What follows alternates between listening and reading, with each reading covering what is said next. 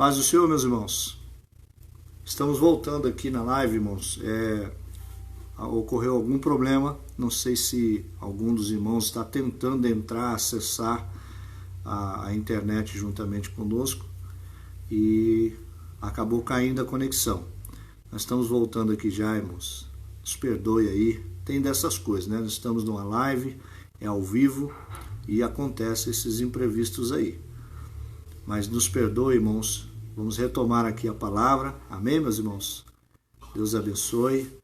Isso, meus irmãos. Sejam bem-vindos aí. Voltando então ao raciocínio, meus irmãos. A palavra de Deus, no capítulo 14 do profeta Ezequiel, vai nos dizer que os anciãos, aqueles que procuravam resolver os problemas de Israel e entender, irmãos, as causas acontecidas em Israel, eles se reuniam às portas da cidade.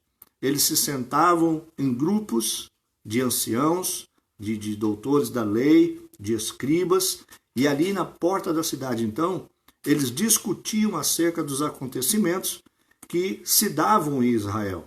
E é muito interessante nós pensarmos que, quando eles se aproximavam das portas de Israel, ali eles ficavam aguardando a palavra que vinha da boca dos profetas. O momento em que eles estão vivendo aqui é um momento de dificuldades, é um momento de assolações, é um momento de apreensão. Os anciãos, eles são responsáveis por estarem, então, trazendo uma resposta ao povo, e esta resposta que muitas vezes eles vão levar ao povo, eles buscam de profetas, santos profetas de Deus. Mas o grande problema do momento é que eles estavam vivendo cercados por muitos falsos profetas. E o que eu quero dizer com isso? Eu quero dizer, irmãos, que nós estamos vivendo um momento tão delicado da nossa história e nós percebemos que o evangelho no Brasil e no mundo tem sido difundido de uma certa forma, irmãos, que muitas pessoas têm dependido para tudo da resposta de profetas. Mas não dos profetas contidos na palavra de Deus, mas de homens, mulheres que se levantam intitulando-se profetas, e estas pessoas parecem que vivem reféns de sempre esperar uma resposta destes tais profetas. E a Bíblia diz que este povo aqui vivia muitas vezes enganado por falsos profetas que se levantavam, que profetizavam aquilo que Deus não havia falado, e eles viviam nessa condição, sempre querendo ouvir alguma coisa que apaziguasse o coração deles e não verdadeiramente o que Deus queria falar aos seus corações. Perceba, meus irmãos, a gravidade do problema. Os dias que nós estamos vivendo não está tão diferente. Tem pessoas que vivem, irmãos, somente na dependência de alguns profetas.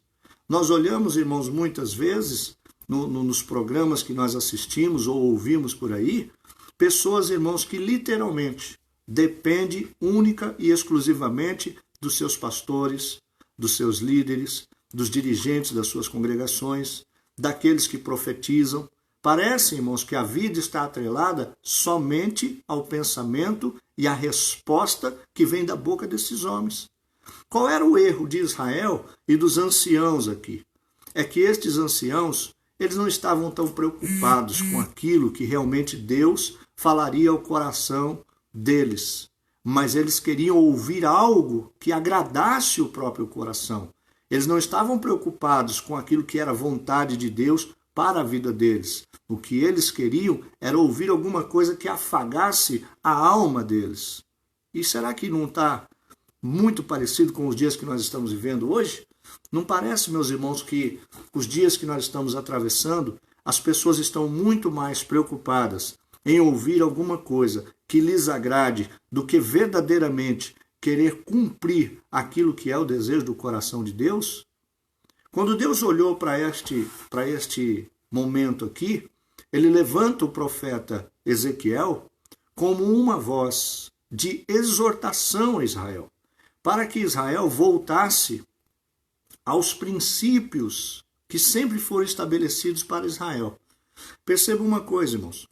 Qual era a maneira de Israel se aproximar de Deus? A maneira sempre foi duas formas: oração e busca na palavra de Deus. Oração e busca na palavra de Deus. Não mudou até hoje. Nós temos, irmãos, duas formas eficazes de se achegar à presença de Deus. Não precisa de medianeiros, não precisa, irmãos, de intercessores. Nós não precisamos de alguém que leve as nossas causas e questões diante de Deus. E aí eu chamo a sua atenção para você pensar que nós estamos passando um processo que é muito delicado. Os nossos irmãos mais velhos têm sido totalmente isolados. Os mais novos ainda têm dado uma saída, têm andado para lá e para cá, mas nós estamos cerceados de vivenciar os nossos cultos, as nossas reuniões na igreja, e estamos aqui, nos nossos lares. Talvez para que Deus chamasse a nossa atenção para uma coisa muito maior. Nós estávamos, irmãos, perdendo o contato com os nossos próprios familiares. Se você parar para analisar, o que Deus fez, irmãos, parece que tem muito a ver com o ano sabático. Deus deu um descanso para a terra. Todos preocupados com o dia a dia, com os afazeres, com as correrias, com as contas, com a própria vida. E Deus disse assim, não, é um momento de parar. Eu quero que o mundo pare. E qual foi o jeito que Jesus ou Deus achou de parar o mundo neste momento? Esta doença. A doença vem como que é um pretexto para que a gente possa voltar para dentro de si mesmo, olhar para as nossas famílias e dar um descanso para a terra. Querendo ou não, o mundo parou. Se não por completo, em boa parte do mundo, o mundo estagnou e parou. Sabe para quê? Para que a terra descansasse. Se você observar, nós em 10 dias que estamos parados, você teve uma diminuição significativa na poluição do planeta. Houve uma diminuição significativa na poluição dos rios, dos ares. O trânsito diminuiu bastante. As famílias se viram obrigadas a se reunir em suas casas. Nós estamos vivenciando um momento onde estamos resgatando valores familiares. Sabe para que houve essa parada, esse momento? É uma resposta de Deus às nossas orações, aos nossos clamores. E Deus está respondendo o seguinte, eu vou mostrar para vocês a mudança que eu quero. Porque veja bem, irmãos, você que hoje está com os meninos em casa, as crianças em casa, imagine, irmãos, que em muitos lugares professores apanharam de alunos dentro das salas, dentro das escolas. Houve verdadeiras mudanças comportamentais, porque você tem que ficar com o garoto em casa agora. Não empurra para o professor, não empurra para a creche, não empurra. É você com a sua família. Cada um precisa olhar para si mesmo e cada um precisa olhar para o outro dentro da sua própria casa. É um tempo estabelecido por Deus para concertos. É um tempo estabelecido por Deus para que a gente venha, irmãos, nos moldarmos à vontade de Deus. O mundo inteiro passou por um processo. Depois desta doença, irmãos, não vai ser mais a mesma coisa. Talvez muitos vão voltar para a sua vida, vão voltar para o seu cotidiano, mas o mundo, irmãos, passou por uma mudança, por uma transformação. E nunca mais vai ser a mesma coisa. Quando nós olhamos então para a palavra de Deus, nós vemos um povo que está vivendo essa situação. Eles querem saber de Deus uma resposta. Eles querem de Deus uma palavra que venha de encontro ao coração deles para esclarecer as necessidades que eles estão vivenciando. Mas deixa eu lhe dizer uma coisa. Quando nós olhamos para o texto, o que Deus revela aqui é que o coração desses anciãos é dúbio. O coração destes homens está dividido em dois pensamentos. Porque eles expressam externamente o desejo de ouvir Deus falar, mas lá dentro do coração deles, o desejo não é bem esse. Eles expressam que há uma necessidade de ouvir a resposta de Deus, porque eles têm que levar a resposta de Deus para Israel, e mostrar para Israel o qual é o motivo do porquê que estão passando as adversidades que estão vivendo. Porém, irmãos, a preocupação do coração não é essa. Eles estão ali, eles querem uma resposta de Deus, mas não porque estão preocupados, não porque realmente se importam, porque dentro do próprio coração deles, o Senhor revelou que eles estavam cheios de idolatria. E olhe, preste bem atenção, a idolatria que Deus está falando no coração desses homens aqui, não é a idolatria de ídolos, não é a idolatria de imagens de escultura, de adoração de outros deuses.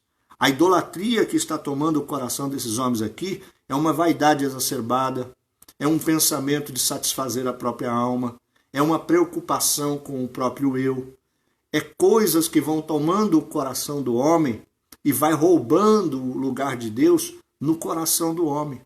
O coração destes homens não estavam, irmãos, ligados com Deus. Eles estavam, irmãos, cercados das suas próprias necessidades, dos seus próprios desejos, da sua própria vontade, vivenciando as experiências que eles queriam, conforme o desejo dos seus próprios corações. Eles andavam conforme o curso daquilo que os olhos indicavam para ele. Estavam longe de Deus. Faltava para eles, irmãos, buscar na palavra de Deus entendimento e buscar a Deus em oração. Hoje, se nós colocássemos aqui, não é diferente para a nossa vida. O que é importante para a vida do cristão no momento em que nós estamos atravessando é ter uma vida próxima de Deus pela leitura da palavra de Deus e ter uma vida próxima de Deus debaixo, irmãos, da submissão a Deus em oração, em clamor a Deus, em buscar a presença de Deus, orando, falando com Deus. É como Israel nos ensina que andar com Deus é como uma ave. É como uma ave que, para alcançar as alturas, ela precisa voar. Só que eu pergunto aos irmãos, o que é mais importante para qualquer ave existente? A asa direita ou a asa esquerda? Qual das asas é mais importante para o pássaro voar? As duas, não é isso? Com uma asa só ele não pode voar. A vida do cristão é a mesma coisa. Para nós nos aproximarmos de Deus e termos de Deus resposta para as situações que estamos vivendo nas nossas vidas, é necessário, irmãos, nós voarmos às alturas com as asas que Deus nos dá. A asa da oração e a asa do conhecimento da palavra de Deus. Eu mergulho na palavra de Deus e eu me elevo à presença de Deus buscando Ele em oração. Israel deixou essa prática. E quando eles agora vêm à porta da cidade, quando eles agora vêm se colocarem entre os anciãos buscando uma resposta de Deus, falsos profetas levavam a resposta que agradava o coração deles. Mas quando Ezequiel se levantou com a palavra vinda da parte de Deus, ele disse, vivo o Senhor. E ele diz assim, que vocês que têm vindo buscar uma resposta da parte de Deus, não vão ter esta resposta. Porque vocês estão contaminados nos seus corações com toda a sorte de idolatrias. E Deus não vai respondê-los. Perceba no versículo de número 3 que nós lemos, que a palavra de Deus vai dizer, irmãos, que os nossos irmãos começaram a clamar para que o profeta falasse, e ele disse assim, estes homens levantaram os seus ídolos nos seus corações, e o tropeço da sua maldade pesavam sobre os seus caminhos. Perceba que o que Deus estava dizendo àqueles homens é que não adiantavam eles se queixarem do mal que estava assolando a vida deles. Porque aquele mal era tropeço que eles mesmos lançaram pela maldade do próprio coração. Pelo coração estar contaminado com toda sorte de ídolos, eles estavam lançando à frente do caminho deles tropeços que eles mesmos colocaram para eles. E Deus diz assim, então, no versículo de número 5, se estes homens buscarem respostas com o profeta, eu os responderei conforme a multidão dos seus pecados ou dos seus ídolos. A resposta de Deus estava acondicionada ou condicionada àquilo que os homens estavam vivendo. O comportamento que eles tinham seria, irmãos, relativo a resposta que Deus lhes daria. A contaminação do coração deles trazia para eles tropeço no caminho e lançava no rosto deles as falhas que eles estavam cometendo. Eles buscavam resposta no profeta quando eles mesmos deveriam estar dobrando os joelhos, buscando a presença de Deus e colocando diante de Deus as suas muitas necessidades. Mas eles esperavam aquilo que era mais fácil. Esperava que o profeta viesse com uma resposta. Deus só tem resposta, irmãos, para quem clama a Ele. Deus só tem uma resposta para o coração daqueles que verdadeiramente se dobram à presença de Deus e esperam em Deus e clamam por este Deus e colocam diante de Deus as suas muitas necessidades. Agora, não espere, os irmãos, que Deus trará resposta ao coração de alguém que fica esperando no outro, que é o que ele venha trazer resposta. A resposta de Deus, irmãos, é para mim, é para você. Quando eu e você nos colocamos na presença de Deus, não preciso de medianeiros, não preciso de intercessores. Nós precisamos sim que um interceda pelo outro, leve a Deus as nossas causas, mas mais do que isso, eu mesmo preciso me envolver na minha própria causa. Deus quer e pode fazer grandes coisas a respeito da nossa vida, mas em primeira instância, quem mais precisa se envolver na obra de Deus sou eu mesmo. Por isso, no versículo 6, ele vai dizer aqui, é o versículo chave do capítulo 14. Se tal homem vier buscar respostas do profeta, e este homem vai ter de Deus a resposta que ele plantou, ou seja, conforme o que ele tem no seu coração, Deus vai respondê-lo. Então no versículo 6 Deus diz assim: convertei-vos, deixai os vossos ídolos e desviai os rostos de todas as abominações. Quer uma resposta de Deus para as situações que você está vivenciando, para a situação que você está experimentando na vida? Deixai os ídolos. Deixai os vossos maus caminhos, convertei-vos. E isto não é no coletivo apenas, é individualmente. É de forma pessoal que eu preciso converter. É de forma pessoal que eu preciso deixar os meus maus hábitos, os meus maus costumes. É de forma pessoal, individual, intransferível. Eu preciso tomar uma posição na minha própria vida, buscar a Deus por mim mesmo, andar com as minhas pernas, voar com as asas que Deus me deu, não com as asas do outro. Então perceba, irmãos, que então Deus vai caminhar pelo texto, através do profeta Ezequiel, e chegando no versículo 14 ao versículo de número 20, Deus então levanta 3 situações através do profeta Ezequiel. Ele diz assim: se porventura pela abominação dos ídolos que trazem no coração, eu levantar sobre a face da terra as bestas feras e espalhá-las pela face da terra, de forma que os homens não venham subsistir, eu, todavia, pouparia a vida de Noé, de Jó e de Daniel. Ele vai citar 3 pessoas.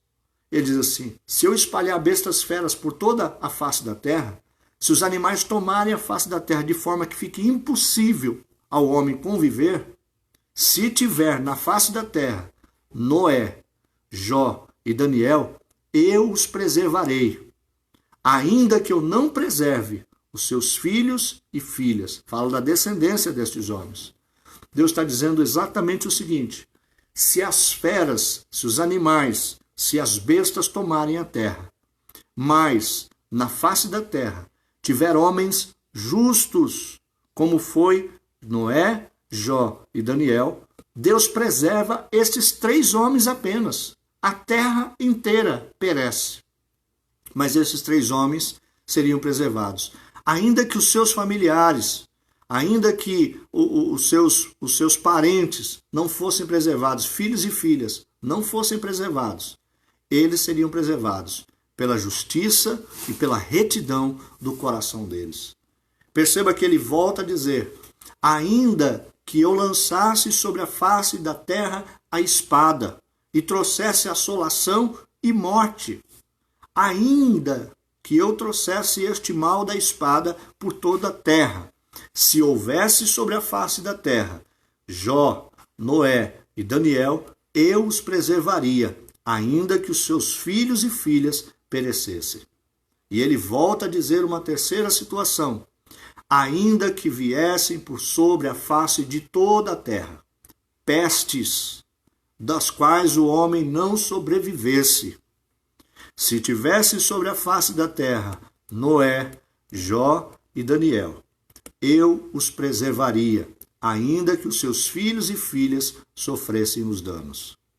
O que ele está dizendo é o seguinte, irmãos. Ele está falando de 3 homens na Bíblia que tinham as suas vidas íntegras, retas, que temiam a Deus sobremaneira. Quando nós falamos da palavra de Deus, lá em Gênesis, no capítulo de número 6, o versículo de número 8, nós vamos encontrar ali um homem por nome de Noé. A Bíblia diz, irmãos, que Deus, olhando para a face da terra, no capítulo de número 6 de Gênesis, ele diz que viu que a terra estava corrompida, que o homem de contínuo era mau e se inclinava para aquilo que era pecado.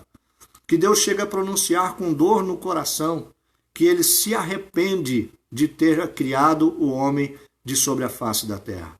E ele diz assim: vou destruir toda a raça humana. Só que quando ele toma a decisão de destruir a raça humana, a justiça de Deus bate à porta. Ele olha para a face de toda a terra. Nós estamos falando de um planeta, irmãos. E ele enxerga sobre este planeta um homem pelo nome de Noé. Este homem por nome Noé, a Bíblia vai dizer no versículo de número 8, Noé, porém, achou graça aos olhos de Deus. Por quê? Porque era um homem reto. Porque no meio de toda aquela confusão que o mundo vivia, e a Bíblia diz que eles se casavam e davam-se em casamento. Isto fala, estavam preocupados com a própria vida, querendo receber de Deus os seus benefícios, casando-se, né, porque esse é o plano de todo homem, mas outros estavam até se dando em casamento. Tem gente que nem preocupação com casamento não tem, só junta, vai viver e por aí vai. E Deus disse assim: eu estou cansado disso, ia destruir toda a terra. Os dias que estamos vivendo não são diferentes. As pessoas não têm preocupação nenhuma com o temor a Deus. Elas fazem tudo conforme aquilo que agrada os seus próprios corações. A terra está tomada por corações que estão carregados com seus próprios ídolos, vivendo mentiras, vivendo expectativas que satisfaçam as suas próprias vidas. Estão preocupados com a vontade de Deus. E aí, então Deus diz assim: eu destruiria, mas Noé eu não destruo. Porque em Noé, Deus achou graça diante dos seus olhos. Para Noé, Deus deu uma determinação, que ele construísse uma arca e que nesta arca entrasse ele e a sua família. Se a família, irmãos, em última instância, dissesse: não, eu não quero participar, eu não vou entrar e deixa isso para lá, a família pereceria também. Mas a família tomou a decisão de entrar na arca juntamente com Noé. O que Deus está dizendo é o seguinte: a terra pode estar contaminada por este coronavírus ou por outras pestes e pragas que ainda se levantarão. Porque tudo isso que está acontecendo, irmãos, ainda é princípio de dores. Vem coisa muito pior por aí. Vai vir situações das quais nós não temos nenhuma maneira de escapar. Porém, meu irmão, aquele que é íntegro, reto no seu coração, se desvia do mal, quando Deus olhar para ele está dizendo através desta palavra que a terra inteira pode se perder, mas se houver homens com um coração íntegro, como foi Noé, como foi Jó e como foi o nosso irmão Daniel, ele os preservará. E os preservará ainda que sofra danos, os seus filhos e filhas. Isto fala da condição individual do ser humano, de se achegar a Deus, de temer a Deus e de ser salvo na pessoa bendita de Jesus Cristo. Eu não posso ser salvo e levar alguém a ser salvo. A decisão de salvação é única e exclusiva de cada pessoa. É individual e cada um tem que tomar a sua decisão. Nós olhamos para a palavra de Deus e nós vamos encontrar nela, no livro de Jó, Jó que era um homem, irmãos, temente ao Senhor. Versículo 1 do capítulo 1 de Jó vai dizer que ele era temente a Deus, que ele era reto, íntegro, justo, se desviava da aparência do mal e ele servia a Deus com sacrifícios por ele e pela sua própria família. Era um homem, irmãos, incomparável. Quando Deus olhou para este homem sobre a face da terra, foi o próprio Deus que testemunhou estas palavras acerca dele. Só que este homem era um homem que carregava em si mesmo uma consciência. Quando você começa a ler o capítulo 31 do livro de Jó, você vai perceber ali que ele faz pacto com Deus. Ele não contamina os seus olhos com mulheres virgens, ele nunca colocou, irmãos, tropeço para alguém, ele nunca usurpou dos seus funcionários, ele nunca aproveitou de ninguém, nunca foi injusto, nunca cobrou usura daquilo que emprestava. Era um homem irrepreensível aos olhos dos homens e também aos olhos de Deus. E no versículo de número 6 do capítulo 31 de Jó, olha o que Jó vai dizer: pese-me Deus em balanças fiéis e conhecereis a minha integridade. Observe uma coisa, irmão. Se Deus pudesse pesar as nossas vidas hoje em balanças fiéis, o que ele encontraria em nós? Era muito comum, irmãos, na época de Jó, na época de Noé, de Moisés, de Daniel, as balanças eram colocadas com pesos. Os pesos vinham marcados lá 1 quilo, meio quilo, 250 gramas, e por aí adiante eles colocavam ali os pratos, um de cada lado, e de um lado ele colocava um peso, e do outro lado ele ia pesando o grão, alguma coisa, até completar o peso daquela estrutura de ferro que eles colocavam na balança. Só que muitas vezes o peso ali estava marcado uma coisa e não era correspondente ao peso real. Isso eram balanças injustas. Mas ali está Jó dizendo assim: pese-me o Senhor nosso Deus em balanças justas, e ele vai ver de mim que em mim não há maldade, que eu nunca fui leviano, que eu nunca fui de enganar ninguém. Irmãos, a integridade, irmãos, para Deus é uma condição que nós alcançamos de alguém olhando para a nossa vida não poder fazer julgamento. Nós precisamos, diante de Deus, sermos irrepreensíveis na presença do nosso Deus. Observe então que ele ainda vai citar um terceiro homem, uma terceira figura aqui. Ele fala de Daniel. Daniel, o profeta, conhecido como o profeta da cova dos leões. Quando Daniel ainda é um moço, de aproximadamente 16 a 24 anos, ele é levado lá para a Babilônia. Ele é um dos príncipes em Israel, e agora ele é tomado pelos babilônicos, e lá na Babilônia, então, ele vai ter que aprender. Por 3 anos ele vai passar como uma faculdade babilônica. Ele vai aprender as línguas, ele vai aprender os costumes, ele vai aprender a adoração, ele vai aprender, irmãos, o comportamento daquele povo, ele vai aprender tudo acerca da Babilônia, para que ele possa também tomar governo com os babilônicos. E é interessante que a primeira coisa que acontece quando eles chegam na Babilônia é que aqueles homens tentam destruir de Daniel, de Sadraque, Mesaque e Abidnego, as suas identidades. Porque a primeira coisa que ele faz é trocar o nome desses homens. Eles chegam na Babilônia e de cara o rei vai mandando trocar os seus nomes, tentando destruir a identidade que eles traziam consigo. É interessante que quando Daniel começa a ver todas essas mudanças, aos olhos humanos, para eles seria uma grande oportunidade de crescimento, seria uma grande oportunidade de mudar de vida.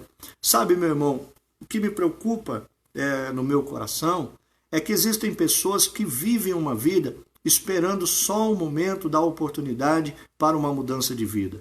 Se realmente esta oportunidade fosse concedida a você, qual seria o seu comportamento? Que tipo de mudança você faria da sua vida? Porque aqui, Daniel e os seus companheiros tinham tudo para mudar de vida, tinham tudo para recomeçar numa terra nova, tinham tudo para prosperar financeiramente, para crescer em conhecimento Porém, meus irmãos, Daniel disse a si mesmo e aos seus companheiros, capítulo 1 de Daniel, versículo de número 8. A Bíblia diz que Daniel assentou um firme propósito no seu coração de não se contaminar com os manjares, ou com o vinho, ou com a mesa daquele rei. Ele disse assim, nós não vamos participar disso que eles estão ofertando aqui. Nós não vamos comer, nós não vamos participar destas coisas que podem roubar do nosso coração a certeza e a convicção daquilo que Deus já tem nos dado. Então perceba, meus irmãos, que estamos falando de Noé, que era um homem que Deus, olhando para ele, achou graça nele, guardou a vida dele, e por guardar a vida dele, símbolo da igreja de Cristo Jesus, este homem salva a si mesmo, salva a sua esposa, seus filhos e suas noras. 8 pessoas entram para dentro da arca. Uma vez dentro da arca, a porta se fechou. E quando a porta se fechou, o temporal caiu. Aquela multidão de pessoas que corriam, guardando ídolos nos seus próprios corações, correram em direção à arca, gritando por socorro. Aqueles que outrora chamavam a Noé de louco, chamavam a Noé de velho, maluco, naquele momento, ao correrem para a arca, batiam na arca pelo lado de fora, gritavam e pediam socorro para que abrisse-lhes a porta. Irmãos, hoje a porta da arca está aberta. A palavra de Deus está sendo pregada. Nós estamos orientando, falando aos irmãos acerca daquilo que Deus tem para o teu coração. Hoje ainda é o tempo oportuno para você correr à arca. Noé aqui é Cristo Jesus. A arca é a palavra de Deus. Se você entrar pela palavra de Deus e a porta que é Jesus, ao fechar esta porta você está em segurança. Porque o dilúvio não vai mais chegar sobre a face da terra. Mas a Bíblia diz que como nos dias de Noé, assim se dará a vinda do Filho do Homem. Porque são dias que, da mesma maneira, as pessoas estão correndo atrás dos seus próprios interesses, casando e dando-se em casamento, vivendo de forma dissoluta, e o tempo está passando, a arca está aberta, a oportunidade está franqueada, mas alguém está dizendo assim, esse pastor é maluco, vir numa live falar que Jesus vai voltar, que a igreja vai ser arrebatada, isso é coisa para maluco. Não tem problema não, meu irmão. Nós somos malucos mesmo, porque para o homem a palavra de Deus é loucura, para os gregos era loucura, para os romanos era escândalo, mas para nós que recebemos a palavra de Deus é poder de Deus e nós não nos envergonhamos da palavra do Senhor, louvado seja o nome santo de Jesus Cristo. Coisa gloriosa, irmãos, é nós temos uma certeza no coração de que é esta palavra que nos abre a porta da salvação. Aquele povo correu para a arca e quando chegou na arca, a porta já estava fechada e eles não tiveram mais condições de entrar. Lá dentro da arca não era fácil não, meu irmão. Lá dentro da arca era uma situação difícil e muito delicada. Imagine que eles passaram quase 1 ano com as portas da arca fechadas. 2 casais de cada animal. Alguns animais, até 7 casais. Irmãos, todos os dias existiam aves, existiam répteis, existiam animais selvagens, animais domésticos, que defecavam dentro da arca. Eles precisavam limpar a arca. Imagine o cheiro que ficava. Irmãos, a arca não tinha janelas. Não tinha janelas. A arca só tinha uma janela no centro da arca, na parte de cima, um sótão que abria para poder ver se a chuva havia passado ou não. Agora você imagina o que é conviver praticamente 1 ano dentro de um zoológico sobre as águas. Era difícil, irmão. Era muito trabalho. Alimentar aqueles bichos, limpar cada jaula, cada estabelecimento, ter a provisão, porque o leite, a comida, os ovos saíam dos próprios animais que estavam dentro da arca. Tinha trabalho, meu irmão. Tinha dificuldades. Não era, irmãos, algo confortável. Trazia insegurança. Ah, e se a arca quebra? E se a arca fura? E se a água entrar? Como é que vai ser? Há inseguranças, irmãos, na caminhada com Deus. Não é uma vida de 100% de acertos, só bênção, bênção. Não, nós temos muito trabalho, irmãos. Servir a Deus não é para qualquer um.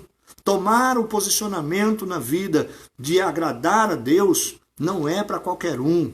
Precisa ter no coração fidelidade para com Deus, porque o mundo está aí ofertando de tudo e coisas boas, porém, irmãos, para nos roubar as mais excelentes.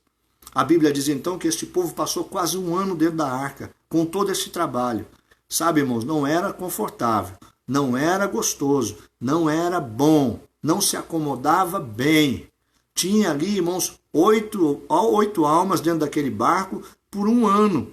Nós estamos há 10 dias, irmãos, em algumas casas. Quem sabe, às vezes, você está enfadado de olhar para a cara da esposa, ou do filho, ou do pai, ou da mãe. E a gente diz assim, não tem mais o que fazer para a hora passar. Imagine um ano. Imagine um ano. Não era difícil, não era fácil, irmãos.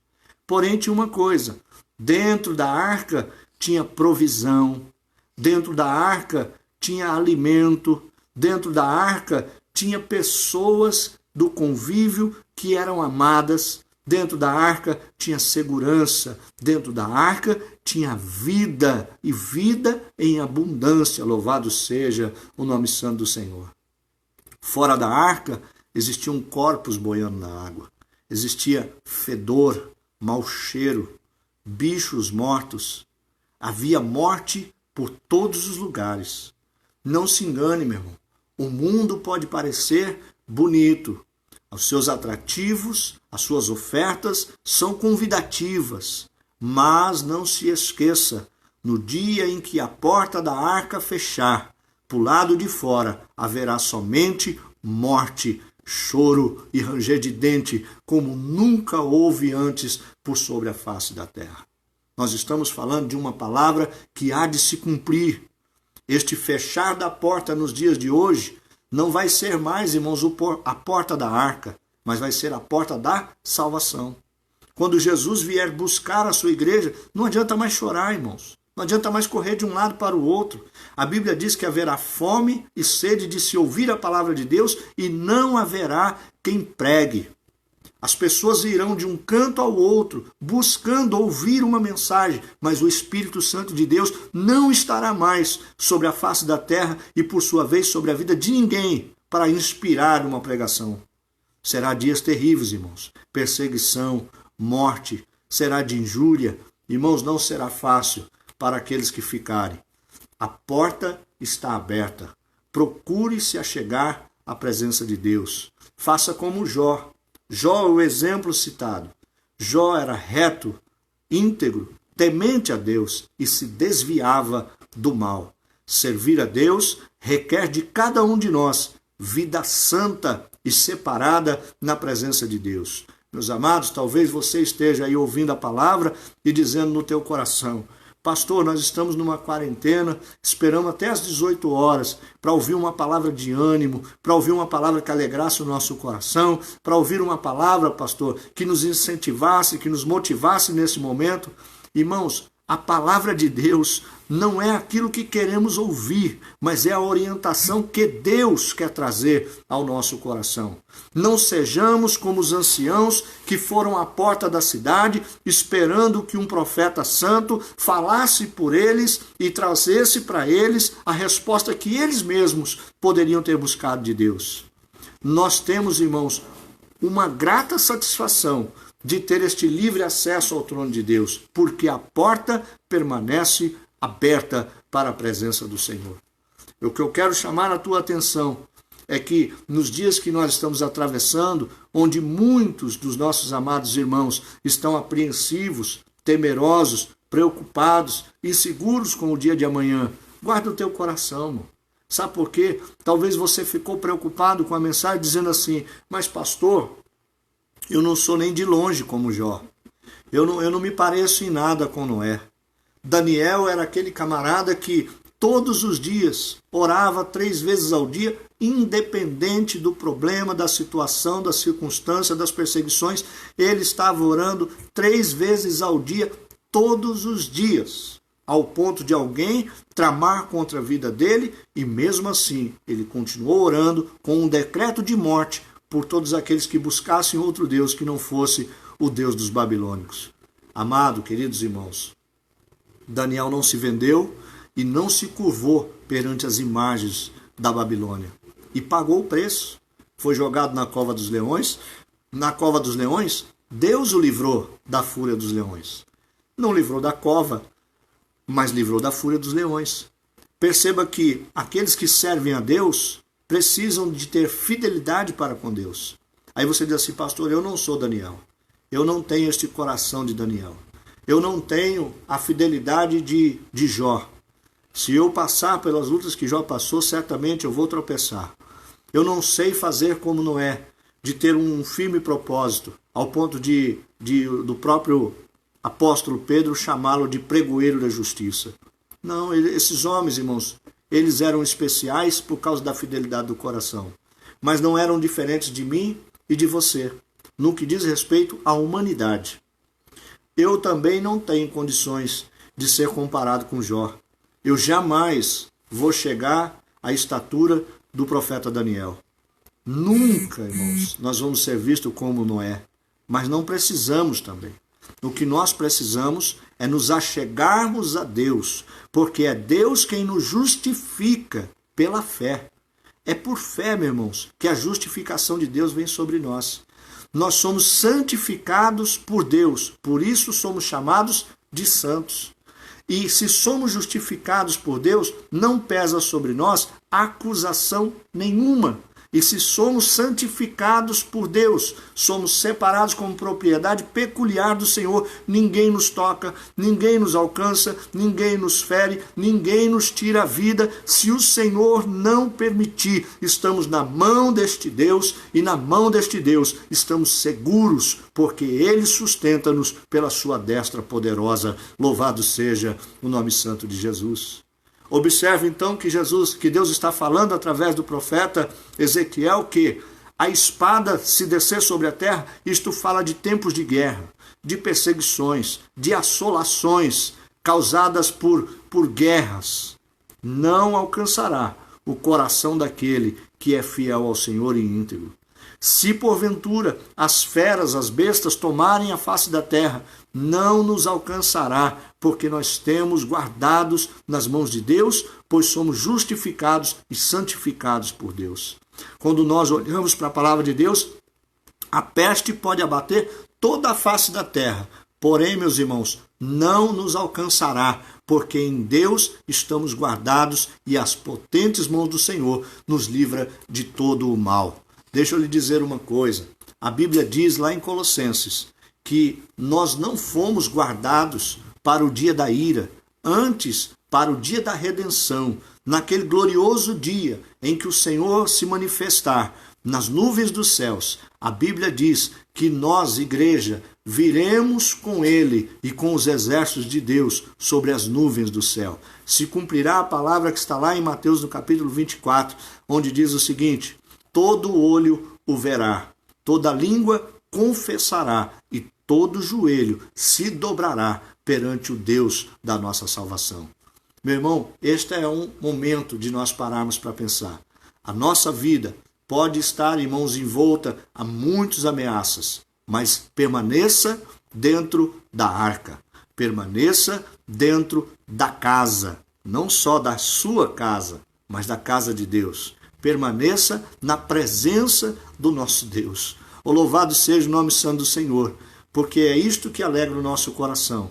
É saber que o mundo está em caos, calamidade, assolações. Existem pessoas desesperadas por essa situação. Existe gente que já enterrou os seus mortos, outros que não puderam nem chorar o luto, não tiveram oportunidade nem de velar os seus corpos. Nós estamos vivendo este momento. Mas Deus tem nos guardado deste mal. Eu acredito que todos nós que estamos aqui na live não perdemos para essa maldita doença nenhum dos nossos parentes. Sabe o que é isso? É a boa mão do Senhor que se estendeu em nosso favor. E ainda, irmãos, que se perca alguém da nossa casa, porque Deus disse: se eu mandar espada, bestas feras ou peste sobre a terra, se houver Daniel, Jó e Noé, eu os guardarei, ainda que eu não guarde os seus filhos e filhas. Deus vai lhe guardar. E Deus vai guardar seus filhos e suas filhas se eles forem como você é para com o Senhor. o Senhor também será para com eles. A resposta que deseja o meu coração depende do que eu tenho guardado no meu coração. Se livre nesta noite de toda a idolatria do teu coração, para que o tropeço não seja lançado no seu caminho pela sua própria vontade. E o Senhor haverá de responder o clamor da sua igreja. Ele disse que ao seu amigo Daniel, ele não ocultaria coisa alguma. Antes ele revelaria tudo o que fosse fazer antes para o profeta Daniel. Então entenda, irmãos, que existe um Deus no céu que quer sim fazer você entender o momento que nós estamos passando e que há de acalmar e apaziguar a agitação do teu coração. Eu quero orar por você, agradecendo a Deus pela vida de cada um dos nossos irmãos que entraram na live. Eu quero orar por um irmão chamado Evaldo, nosso irmão um presbítero, ele é motorista de ônibus e ele foi acometido do coronavírus e está com problemas respiratórios graves, mas o Senhor pode livrá-lo, o Senhor pode curá-lo. E os irmãos creem nisso, nós vamos orar agora e pedir que o Senhor visite lá ele onde ele está. Vamos pedir que o Senhor guarde as nossas famílias, continue estendendo as mãos sobre os nossos filhos e que o Senhor nos preserve com saúde, com paz e nesta viva comunhão. Amém, meus irmãos? Oramos ao Senhor, o nosso Deus. Senhor Deus e Pai Todo-Poderoso, Deus amado, Deus querido, no nome de Jesus Cristo, teu Filho amado, de quem nós somos e a quem nós pertencemos, nós queremos, ó Deus amado e santo, mais uma vez, declarar a alegria, a gratidão do nosso coração por todo o benefício que tem gozado a nossa alma na sua presença e por todos os bens que o Senhor tem derramado sobre a vida de cada um dos teus servos. Graças te damos, ó Deus, por ter nos guardado e nos livrado do mal deste dia. Senhor, que o Senhor possa adentrar a família, a casa de cada um dos teus servos, trazendo, Senhor, ao coração dos teus filhos, ó Deus, uma plena certeza e convicção de que a resposta do Senhor é condicionada àquilo que nós temos guardado no nosso próprio coração. Que a nossa vida, Senhor amado e santo, esteja escondida em Ti e que neste tempo, Senhor, de assolação e de calamidade, que a nossa casa seja guardada, como o Senhor disse acerca de Noé, de Jó e de Daniel. Cumpre também na minha vida, na vida dos teus servos que participaram da live e de tantos outros, Senhor, que estão, Senhor amado e santo, guardados no Senhor. Deus amado e querido, eu te peço estas bênçãos em nome de Jesus Cristo. Eu te agradeço, te louvando, Senhor, por todo o bem, em nome de Jesus. Amém, Jesus, e amém. Que o grande amor de Deus, que a graça e a misericórdia do nosso Senhor e Salvador Jesus Cristo, que as doces consolações e a comunhão do Espírito Santo de Deus esteja com cada um dos irmãos. O que quer a bênção, diga comigo aí no seu lar. Amém e amém. Deus abençoe os nossos irmãos. Nós estamos aqui dando intervalo. Dá tchau aí para a turma aí, gente. Aí, Deus abençoe. Deus abençoe, meus irmãos. Fiquem com Deus. Um ótimo final de domingo. Uma excelente semana que se inicia na vossa vida. Fique dentro da arca. Não saia da arca. A porta está aberta. Se você ainda não tomou decisão, o momento é agora. Tome decisão por Cristo e sirva a esse Deus, porque Ele é maravilhoso em guardar. Deus abençoe, meus irmãos.